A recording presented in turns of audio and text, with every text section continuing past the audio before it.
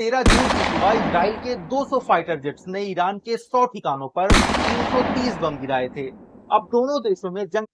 Global fire power index के मुताबिक सबसे ताकतवर मिलिट्री की लिस्ट में इजराइल 15वें और ईरान 16वें नंबर पर है। लेकिन ईरान के पास इजराइल के मुकाबले 3 गुना ज्यादा एक्टिव सैनिक हैं, जबकि इजराइल फाइटर जेट्स और अटैक हेलीकॉप्टर्स में ईरान पर भा है। पहला, ईरान के पास पुराने मॉडल के T-72, जुल्फिकार और कर्रार जैसे सोवियत और स्वदेशी टैंक हैं, जबकि इजराइल के पास MK4, M4 शेरमन और M22 लोकस्ट जैसे टैंक्स हैं, जो दुनिया के सबसे एडवांस टैंकों में शुमार हैं। दूसरा, ईरान के पास MiG-29, F4 फैंटम और F14 टॉमकैट जैसे 1980 के पहले के फाइटर जेट्स हैं, जबकि इजराइल के पास F-15, F-16 और F-35 जैसे एडवांस फाइटर जेट्स हैं, जो सटीक हवाई हमले करने में माहिर हैं। ड्रोन्स में मुकाबला लगभग दोनों देशों का बराबरी पर है। तीसरा, इजराइल के पास एयर डिफेंस के लिए आयरन डोम है, जो 70 किलोमीटर रेंज में रॉकेट, मोर्टार और ड्रोन अटैक को 90% एक्यूरेसी से रोकता है।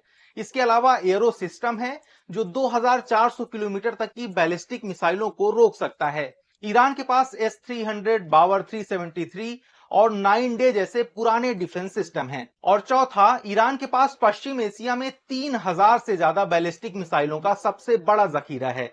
इनमें शहाब 3, सज्जील 2, फताह 1 जैसी बैलिस्टिक मिसाइलें भी शामिल हैं।